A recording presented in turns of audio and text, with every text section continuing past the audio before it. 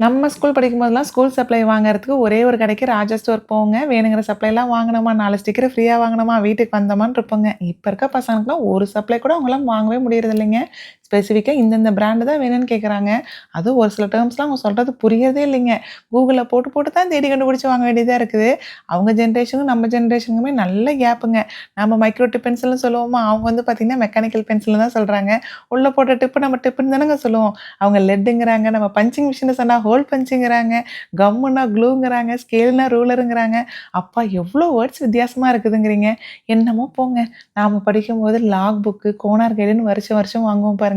அந்த மட்டி பேப்பர்ல இருக்கும் பாருங்க கோனார் கைடு. இப்ப நெனச்சா கூட மலரும் நினைவுகளா தாங்க இருக்கு. அது கூட பரவாயில்லைங்க. அந்த ஹீரோ பென் வச்சிருப்போம் பாருங்க எல்லாருமே. ஹீரோ பென் வச்சிருந்தாவே ஒரு பயங்கர ப்ரைடா இருக்குங்க. அந்த ஹீரோ பென்ல இங்க் ஊத்தி ஊத்தி அத அழுத்தி அழுத்தி பார்க்கறதே ஒரு அழகுதாங்க. அதெல்லாம் அந்த பசங்க மிஸ் பண்றாங்க. நீங்க ஹீரோ பென் ஃபேனான்னு சொல்லுங்க.